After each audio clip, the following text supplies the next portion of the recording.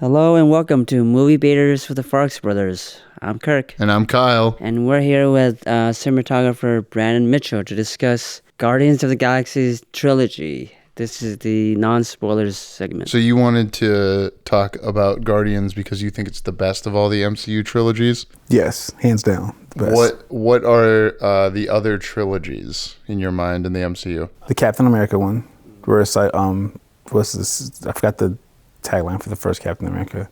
The First Avenger. First Avenger, then it ends with what, Civil War? Yes, it's First Avenger, Winter Soldier, and Civil War. Depending on if Kirk takes that one, I'll take that one as what I'll argue for being better than Guardians. And then let me see what else there is. There's the Iron Man ones. Oh, yeah. 1, 2, and 3. Which I liked 3. A lot of people didn't like 3. I liked 3 because it was... Are you doing a Donald Trump on me right now? A lot of people are saying What? they didn't like Shane Black's Iron Man 3. I didn't hear that. I found it pretty good. But no, I think I liked 3 because it was more about him. Like, he is Iron Man, not the suit. What else did I like? I'm trying to think of another trilogy. Ant-Man trilogy. Thor trilogy. Thor quadrilogy now. Yeah. Though I didn't watch the second one. Dark World, World. yeah, I didn't watch it at all. The Evil Elves. I didn't watch that at all. There's the Home trilogy of Spider-Man. Oh, Spider-Man. Yep, those are good. I still think Guardians is better. Okay. And I think it's better because even though it's in the MCU, it sits just outside of it. Because like a lot of the stuff that they deal with, they just deal with. It's not really like, it's, for the exception of maybe the first one, that kind of moves the whole... Infinity Saga forward. Right. The other two are just them, for the most part. That's fair. Well, the second one relates to post-Endgame stuff. I won't say how since you know, but there. I think you brought up an interesting point I'll push back on, is that it sits outside the MCU as being a quality. I could see that as a detriment because, well, why do I need to go and learn this part of this story if it's not part of the grand tapestry? Like the Captain America movies are clearly a very, integrated into the overarching story in Marvel. Yeah, I can agree with that. If you're looking for that whole, this is going forward with the whole Thanos aspect of things, then you probably wouldn't watch too many of the Guardians movies. We'd have to watch the second one, or excuse me, the first one. Yeah, the first one. The second one, maybe. The third one, definitely no. Okay, so I'm going to try to argue. So I've given a reason why I think Captain America over Guardians. Kirk, do you want to take a trilogy? Do you feel strongly about any Captain of them? America. It's probably the best trilogy. Oh, okay, I'll take a different one then. What? You don't need to take a different one. You can just agree with me. Why do you think it's the best? Because it actually goes along that line of being... No, I think it has a lot... I think it has a better track record than Guardians of the Galaxy. I think 2 was the weakest. Guardians? Yeah, because I didn't like 2 that much. You see, I thought that initially, and I've changed my mind. I think as very recently at watching 2 last night. Where do you rank it out of the trilogy? I think it's probably still 3. And see, that's a different bait point. Is how would you rank them? I think I'd go 3, 1, 2. So 3 being Guardians, 1 or 3 being what? The best. Oh, okay, yeah. Even though like they're all to me 10 to 9.5s. Even though I just said like, oh, don't you want to be, Right. This is a show where we'll self bait a lot as well. Okay. And that's okay. Okay, self-baiting. Self baiting. Yeah. It's Self healthy. Baiters. Yeah. It's good for your heart.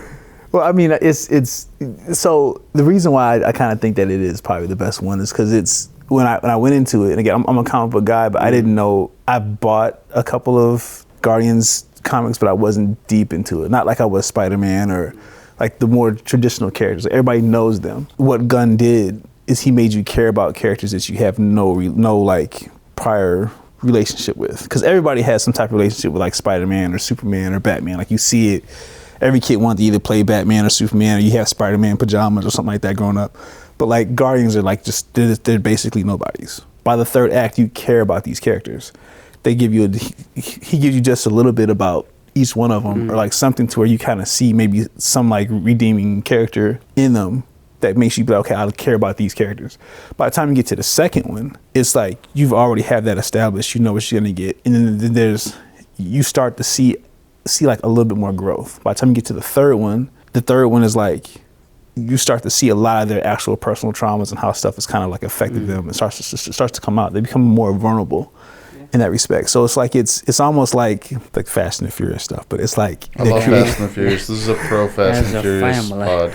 It is a family. Family. It is it's like the family you create, the family that you come from, and then at the very end it's basically saying, okay, I have to like leave my family to make my own journey.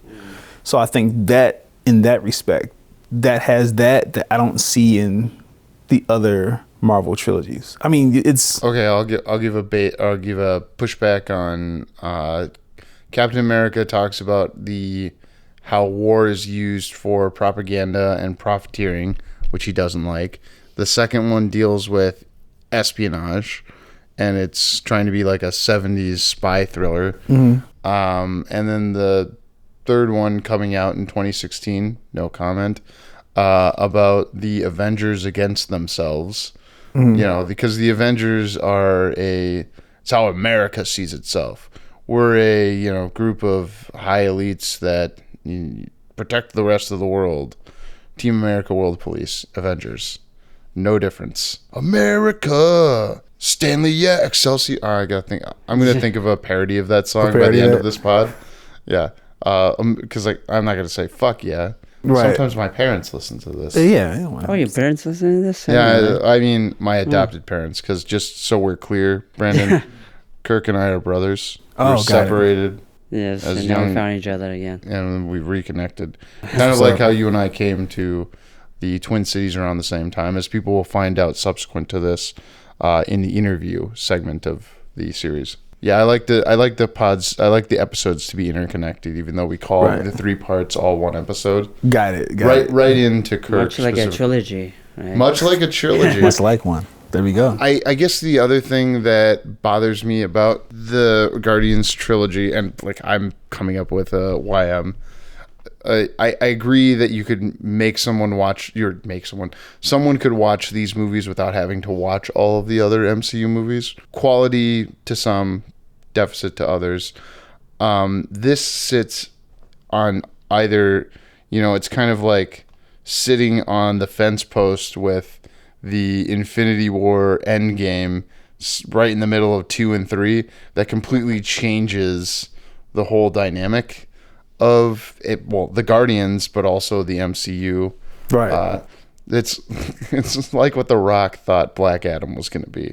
The balance of power. Yeah. Dude, I want to talk about that so bad. You want to talk about you go ahead. Did you see Black Adam? It could have been so good. I enjoyed a lot of it. It could have been so good. There's so many things I hated about that film. It was talking about U.S. Intervention in foreign countries. I thought that was interesting. It could have been so. It should have just been a regular movie. It should. Wait, what do you mean? Like no superhero? I mean, with the superhero, yeah, but I think it's like it could have just. Black Adam is like the ultimate anti-hero. Like everybody thinks it's like Venom. No, it's Black Adam. Black Adam is 95% for himself. Yeah. And it didn't fit. It didn't have that. It didn't have that feel. Like I didn't like the mom and the son thing. I could have done without that storyline. Oh, the skateboarding 90s kid? Oh, I could have done without that. In a 2020s movie? I love skateboarding 90s kid. It was so bad. But like the characters that they brought in were characters that not a lot of people know about. Like I'm a huge Dr. Fate fan. I like Fate much better than James Bond, Dr. Fate. No, I like the character, like in the comics. James Bond, Dr. Fate. Yeah. Pierce. I thought he was so cool in the movie. I thought he was dope as hell. I love him. I waited for him to show up. That's how dope I thought he was. I even liked Hawkman. I think Hawkman was dope as hell. That guy's awesome. He's superb. But like even like the other 2 off characters, like I really would say would have dove into them a little bit more because they're not as well known. But like the rest of the story, the Atom was in. I know we're flipping over to DC, and people will be fine with that. But Brandon Roth played the Atom in the DC TV shows, the Arrowverse. See, I never watched a lot of the Arrowverse. I didn't either, but my brother-in-law did. And Brandon Roth, Superman returns. Plays another DC character. He plays the Atom, who's basically Ant-Man but rich. Yeah, that's what it is.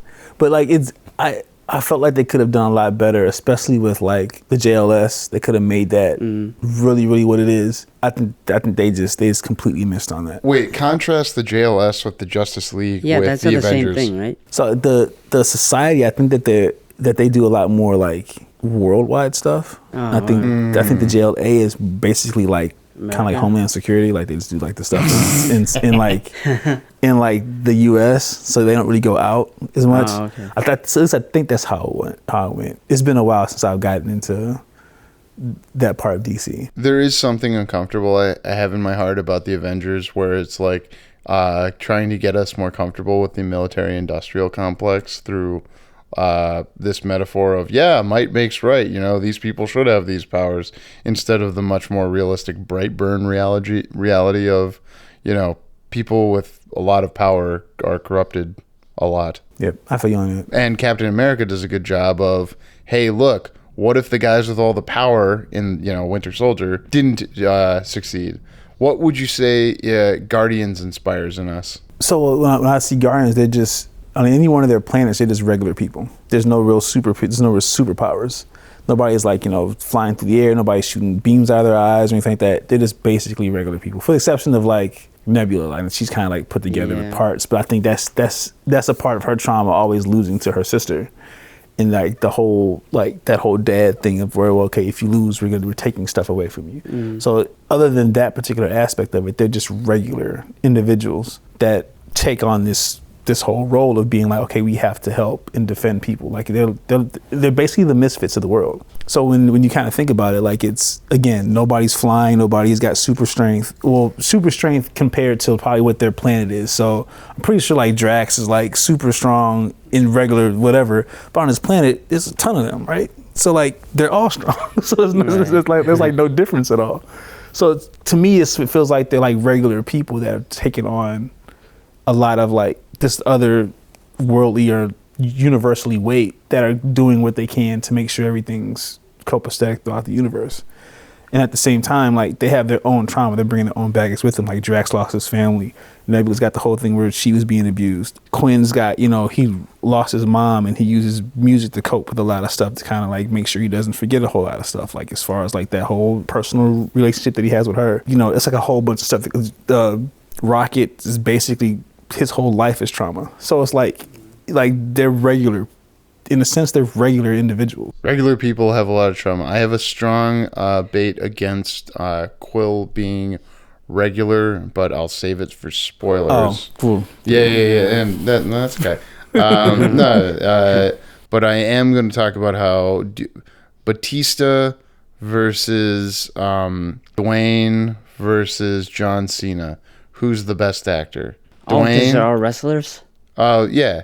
Because is it Batista? I think it's Baptista. Batista for sure, yeah. He's a better actor. I mean, he was in Blade Runner 2049 or something. That's what sold me right there. Yeah, role. When I saw him in Blade Runner, I was like, yeah, this guy's got it. I would have said Army of the Dead because he's only in Blade Runner 2049 for about 10 minutes.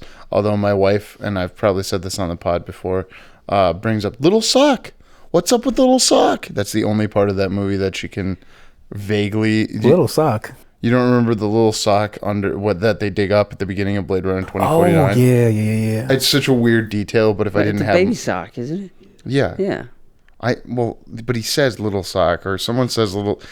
My wife and I, Mrs. Farx, there are things that, from movies that... I'll tell you one, Brandon, because, and I've said it before, are you familiar with the Elvis movie? With Austin Butler? I have, but I haven't seen it. No, you don't have to see it. It's very long. I own it and we'll watch it again. It's like a good, I think, a background movie. Mm-hmm. Except I can't do it in front of the kids because of all the drugs at a certain point. But there's a part when they first discover Elvis, like Tom Hanks's manager guy discovers him. Some kid brings him the CD. He's like, well, we can't make that work because, we can't bring people of color to this event. And he's like, oh no, he's what? He's what? And I say that like my wife and I all look at each other and go, he's what? And that's not how they say it in the movie at all, but it's how I've continued to remember it. Right. Because they do repeat it. And I was gonna, let's see, Cena's funnier.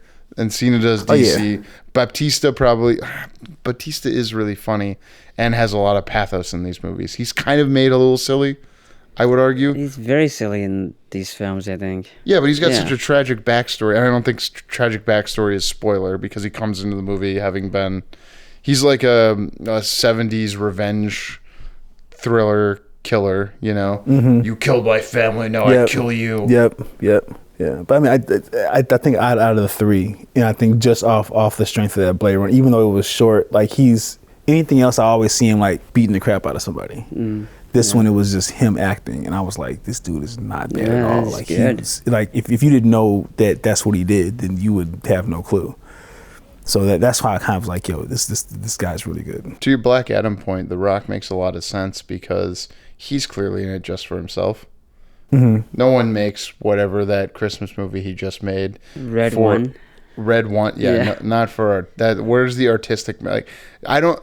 Batista strikes me as somebody who thinks about artistic merit, and he wants to work with interesting and good directors. You know, having worked with Denis Villeneuve and James Gunn and Zack Snyder. He's worked with Zack Snyder and with James Gunn. That's an interesting thing because James Gunn and now Zack Snyder kind of represent two polar opposites of the superhero world of movies, if you will. Yeah, but not Zack Snyder not anymore. I mean, James Gunn is the head of DCU, so... Who's also from Missouri. Oh, Zack Snyder's from Missouri? He's from Missouri. Did you know him? No. I'm sorry, not James Gunn. Oh, yeah. I think I Gunn's from that. Missouri. And the head of Marvel, Jim Lee, is from Missouri, too. Wow. So we're all over the place. Missourians get around.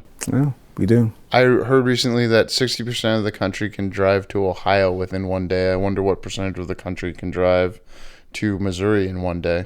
I don't know. I know it's an 8-hour drive from here, which is a long 8 hours to St. Louis. Well, if you're going to St. Louis, Missouri is probably like to hit that top part of Missouri, you're probably looking at like maybe 6 years. Is it because it's flat the whole way? Probably. I mean, going through Iowa. Iowa's pretty flat. That's pretty flat. Well, once you get into like Hannibal, it's kind of hilly in Hannibal. In Hannibal, Missouri, which is kind of the first major city you kind of hit. Named after Lecter, I assume. Dr. Lecter. Yeah. No, I don't know who it's named after. I know that's where Mark Twain spent a lot of his time. Oh, in Hannibal, Missouri. Damn, that's a good one. Hannibal was a military general at, I can't remember what point in history, but there's something called the Hannibal Directive. Look that up sometime and see if it's been used in any recent conflicts. Missouri was the only state that was split during the Civil War. Yeah, that's the thing, is the Mason-Dixon line crosses through it. Mm-hmm. So I think like the southern side was Jefferson, Missouri. The northern side was like St. Louis. And then so even like some of the streets that like, there's a street named Arsenal. That's where like they had the actual arsenal of ammo for during the Civil War. It was on Arsenal Street, so they named it Arsenal. Yeah, and then Cape Girardeau, Missouri, where Southeast Missouri State is, there was like one of the main. They had like one of like their main artillery bunkers were there, so they would like get stuff there and they go up and down the river. And just to tie this in a bow for people, in the interview section, you'll find out that Brandon's from Missouri, but also Quill is from Missouri, so relevant to Guardians of the Galaxy. Is Guardians of the Galaxy more like Star Wars or Star Trek? Wars. Wars? I would say Wars. Okay. Definitely Star Wars. Cool. I'll take Trek. Here's why. There's not a religious group of people enforcing laws through their fascism like the Jedi. What? The Kree. The Kree are the Jedi? No, the Kree are the fascist people who want to rule everybody, aren't they? Well, I guess my point with Star Trek is that you still have aliens, but you don't have as much like mysticism. Whereas I would argue that everything in the Marvel universe can be explained through some sort of science fiction, if you will. Like even gods are just aliens from faraway realms. Right, yeah. So you guys are just going to let me win that bait? No. You're going to say it's Star Wars still? Yeah, it's still Star Wars. I also think it's very much Star Wars. Because there's nothing... Star Trek had a lot of philosophy. I don't know, what's the philosophy in Guardians of the Galaxy? Bringing people together, fathers, and then past trauma, as Brandon has brought up. I feel like that's just kind of like people. Yeah, that's everyday Yeah. people's feelings, wants, desires. Everyday people. Who? I wish I could think of who sings that. We're just. I'm not going to do it. Did Guardians succeed where fire? Wait, that's it? That's the end of... So did we win that debate then? No, I think I won it. Okay, well, who are the light sword people in Not exactly. Guardians? Whereas, doesn't it be 1-for-1? Yeah. I don't think there's any light sword people at all. I think it's just the reason why I would say Star Wars because it's a ragtag crew that comes together. Yeah. Again, there's ragtag groups in Star Trek. Haven't you seen Lower Decks? No, but they're still all Starfleet. Sure, there's a lot of Starfleet in the Picard and Kirk versions of the crew. I would argue that even in Voyager, and then what's the other one? Voyager, and then that Discovery. Starfleet is even in like Discovery's like the newest one, right? The most recent one. Yeah, that's basically the Nova Corp. And then I would argue that Captain Kirk is a lot more like Quill than Han Solo is like Quill. No, Captain Kirk always does the right thing. Quill doesn't do the right thing. Captain Kirk bangs a bunch of aliens like Quill I don't think does. he ever does he in the show. I don't think so. In the show and the movies, he falls in love with them, but we don't ever see them. He doinks bang. them, Kirk. I would say that because you're joining Starfleet, you're joining for the cause. Yeah. And then you get into all this stuff. The Guardians created the cause. Like they were like, oh, okay, because this stuff is happening, we're coming together to help. So they're like basically again like they come together in this and they become a family because of that. Like if there wasn't whatever that thing was, they would never have a reason to be together. When you join Starfleet, you know for a fact there's going to be a chain of command. There's going to be a way you do certain things. There's going to be, jumpsuits and phasers and all this other stuff and Klingons and everything. You know you're going to do all that. Guardians is be like, it's just like, okay, we got to fight this like 75-foot giant slug with like razor sharp teeth. Like it doesn't feel like as though it feels like they're there because of that, not they're there because of Starfleet. So you're arguing that Star Trek is more of a mission-based show or show series, and Star Wars is more of a philosophy. It's not Star Trek. I don't think it's Star Trek at all. It's Star Wars. It doesn't need lightsabers. I mean, technically they use blades. Gamora and Nebula use swords. I think isn't some of the folks on, I'm thinking if it's Kirk or if it's Picard, isn't Picard fence? Yeah, he does fence. There you go. Yeah, so Picard is a 1-to-1 comparison with Gamora. End of argument. Clearly I won. Do you think that because Firefly failed, that Guardians was able to succeed? Like if we'd gotten 6 years of Firefly, we would not have Guardians now? No. I think we still have both. Space Cowboys, yeah. See, I think that people would be like, no, I'm done with that now. We've done that. We don't need more of that. That's my argument for. Did you both watch Firefly? Yeah, I did. I didn't get to watch the whole season, but I've watched enough episodes to know it was dope. Did you watch Serenity? I did. I liked Serenity a lot. All right. Is Firefly more like Star Wars or Star Trek? It's Star Wars. Star Wars. Yeah. Sidebar. There was one class at Southeast Missouri State that I was taking because I had to have like enough like electives or whatever, or prerequisites. I can't remember what it is. Anyway, it was called The Physics of Star Trek. What? That was the name of the class. Okay. BS you not. I thought it was gonna be more Star Trek than physics. It was more physics than Star Trek. It's because we had to like do like the formula for like the inertial dampeners or whatever like that to keep the, how you keep like your gravity. I think on the ship. I think it was called inertial dampeners. I can't remember. Anyway, it's so much science in Star Trek that I think Star Trek has its own thing. Like everything else to me is gonna be Star Wars because there's so much science and there's so much like physics in Star Trek. I think it stands alone in its own category. I think you can only compare Star Trek to other Star Treks. Okay, so what I think you're saying is that Star Trek is science fiction, whereas Star Wars is fantasy. I say, yep. Oh, I would say it leans more into fantasy because there's no science to how they're able to stand on that ship like without floating any place. But you have that science with Star Trek. I go back to my argument that the MCU has it has elements of mystical fantasy stuff, but they try to justify everything scientifically or with some sort of internal logic, like the stones, which I won't go into too deeply. The stones. There's a Dairy Queen at the beginning of Guardians 2. Mm-hmm. Or no, towards the end of Guardians 2. No, it's the beginning. Oh, okay, yeah. And Dairy Queen's from Minnesota. I just wanted to point that out. Oh, I didn't know that. Did you know you can go to the Dairy Queen? I don't care about broadcasting this. It used to be the case, and I think COVID might have changed this. You could go to the Dairy Queen headquarters and just grab a dilly bar in the lobby. Really? Oh, right. Yeah. Just go to the Dairy Queen headquarters, go to the lobby, and because I had a friend from Improv that would just go there because he had an office over in that part of town. I don't know where it is. I don't know if you can still do this. Again, somebody try this and write into the show. That's I love when people contact me because they've listened to an episode and they're like, that doesn't work anymore. Or like, you haven't seen that, Kyle? What's wrong with you? That's pretty cool, though. Exactly what we want from people.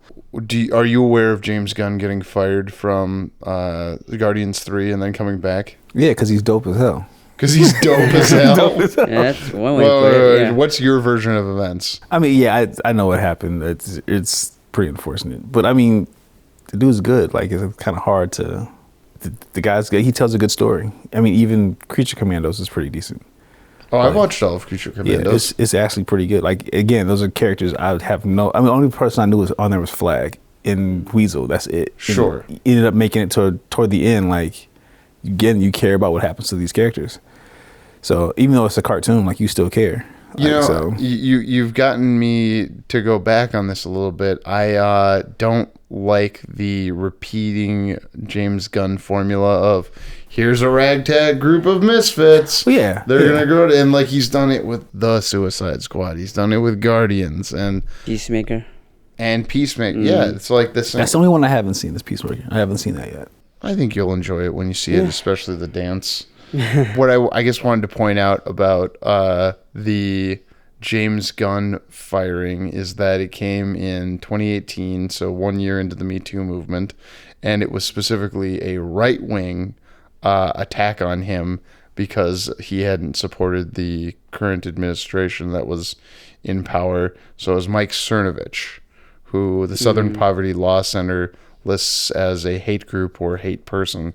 I don't know if I agree with everything that the Southern Poverty Law Center will, call a hate group or person, but it's just, I think it's helpful to remind folks that people get canceled because of a right wing. I would compare what happened to James Gunn to what happened to Al Franken. Do you want to disagree with me on that? I'm looking more at Kirk. I mean, but James Gunn got his job back. Al Franken could run again? Can he? Is he out for good? He hasn't... He stepped down. He could run. He should take Tina Smith's spot. I don't know. He's going to win. He's been out of it for a while now. Well, he's probably making a lot more money being a podcaster and stand-up comedian. Oh, he has a podcast? Yeah. Oh, Al, come on the show. Love to have you. Yeah, we know you're listening. Get your views up. You guys didn't take much of my bait on the Zack Snyder versus James Gunn thing. Do you think that James Gunn, or do you think? What's your feeling on Zack Snyder? I'll go to you first, Brandon. I don't really like personally, like as far as like past stuff, or just like as a filmmaker. Yeah, as a filmmaker, he's got a philosophy and an aesthetic, just like Gunn does. It's cool. I mean, I'm not. It feels like everybody has that time to where they have a certain type of look and feel to their particular films. Snyder stuff is not bad, but I mean, it's like when you, just like you said before, like they have a formula. So of course, Gunn has a formula too. Ragtag group, make you care about everybody. Writing's a little bit different. Action kind of comes in like a little bit differently, but you have like a different type of character development. And they're not the elites, whereas I would argue Zack Snyder very much focuses on elite people. Right. And I think when you're focusing on elites, and this is the one thing about this, I think this is why I like Guardians more than any of the rest of them. You kind of know, everybody knows how Spider-Man became Spider-Man. Uncle Ben died. He's one of the two characters in comics that stays dead. Stays dead. Bruce Wayne's parents, who are one character, and so they count him as one character? 2 hours. Not only in Flashpoint are they separate. And if you get that reference, you're very good. Do you know the Flashpoint story? Flashpoint was dope, man. That I didn't read the comic, but I saw the animated Flashpoint. Yeah. That's cool. It was sick. I'm just gonna spoil it now because fuck you if you haven't like. All right. Wait, do you know this, Kirk? Yeah, I've seen it. Oh, so Bruce Wayne's father is the Batman and the Joker is his mom. Mm. That's the only time they're separate. And see, they broke the rule where they're dead, but the multiverse kind of does that because Uncle Ben is in Spider-Verse, Mm-hmm. There's an Uncle Ben where Peter Parker got killed in some universe. That's only in the comics. It's not right. Gwen Stacy's universe? No, it's a completely separate one where Uncle Ben got the powers of the spider and Peter Parker died. Oh, okay. I haven't seen it. Yeah, well, you have to read the Spider-Verse, what do you call it, arc. I think it's in like that first 12. Because they did like a whole year of Spider-Verse, so there's like 12 issues in the initial run with the Morlands. Okay. Are you guys familiar with the Morlands? I'm not, but it sounds like similar to what DC's doing now with like the Ultimate. It's the Ultimate series, I think, where it's like Batman is not a rich guy. He's like a construction worker. What? Yeah, and he's like this like huffed out, used to do MMA, like 6'5", 6'6" dude. Mm-hmm. He's just this yoked. So he used to box and fight, so he got really good at that. Then he decided to go back to school, so he ends up going to school. He's like an engineer, but he works on like a high rise. So like, and that's the one with the weird logo, right? Yeah, with like that's actually an axe. He actually takes like this other thing and he puts it to it, and it becomes like an axe. So he's like it's totally different. And in that one, Pennywise. What's the Alfred Pennyworth? Butler? Pennyworth, yeah. He's not the butler. He's an assassin. Oh wow! And it changes. Do they work together? No, he's. I think he's trying to go out. I only have the first issue. I think he's trying to go after him and find out who the Batman is and try and kill him. Shit, I did not know that, and now I'm interested in that. Yeah, it's based on just that. But they did like a whole series like that. So like, Superman, instead of crash landing in Kansas, it's I think it's like Buenos Aires or something like that. So he's Hispanic? I think he grows up. Yeah. He's Kryptonian. Sure, but there's the Red Sun version of Superman where he lands in Russia instead of the United States. Yep, there's that one. I don't have the comic, I have the movie version, but is that any good? The movie version? I think it's palatable for getting the concept across, and you're going to get the concept across to more people than who are going to go and read a comic book. It's just the sad truth of movies are more passively consumed, and comics you have to go sit, read, and I think adults, none of the people in this room, we're all adults, but like I have a hard time getting other adults sometimes to read a comic book because they're like, no, that's for children. No, this one's not for children. Yeah. It's too complex for that. Let's end on Gamora versus She-Hulk. Who you like better? Who you more attracted to? That's not kidding. My kids always ask if Gamora is She-Hulk. That's why I'm... Oh, because she's green. Yes. I mean, Gamora, we have more time with her, but that's about it. No, She-Hulk, we have 4.5 hours. Yeah, you're probably right. Yeah, She-Hulk doesn't have a lot of time on screen. Is she getting season 2 at all? God, no. I can't imagine. Did you watch the She-Hulk show? I did. And again, I used to read the comics, so like the you did? Yeah, the whole third wall breaking is basically what that happens all the time. Like she was doing it way before Deadpool was doing it. Yeah. Wait, that goes back. She goes back to the 70s because they had the Bionic Woman, and they were afraid that they were going to have a She-Hulk since the Hulk was doing well on TV. And so they started writing. Marvel started doing a She-Hulk series. Do you read the 70s stuff, or which era of She-Hulk were you? I think it was. What was the one? Which one is it? I want to say it was closer to the 90s. Okay. And that's because she was gone for a while, and then she comes back in like this like leotard and all this curly hair. Yeah. And I think that's when they kind of started doing the more of that, like, yeah, she's beating everybody up, but at the same time they kind of made it to where she's turning to the camera. She's turning to like the reader and talking to the reader at the same time too. So when you see it in the show, it seems campy, but that's exactly how the comic went. No, I read She-Hulk. I'm aware of that. I'd have to ask AI who did it first, Deadpool in the 90s or She-Hulk in the 90s. The first time you see Deadpool is New Warriors 98. I know because I've got that issue. Yeah. And it's torn to shreds, so it's not worth anything. But but like I think when you see him, I can't remember if I don't think he's breaking the third wall in that. I think he just comes in. It's the fourth wall. Fourth wall. I'm sorry. Bug me. Fourth wall. I don't think he's doing it then. 'Cause I think he's just straight assassin. Then you don't see that personality come out until he gets his own series. Got it. I want to say She-Hulk was doing it first. Yeah. All right.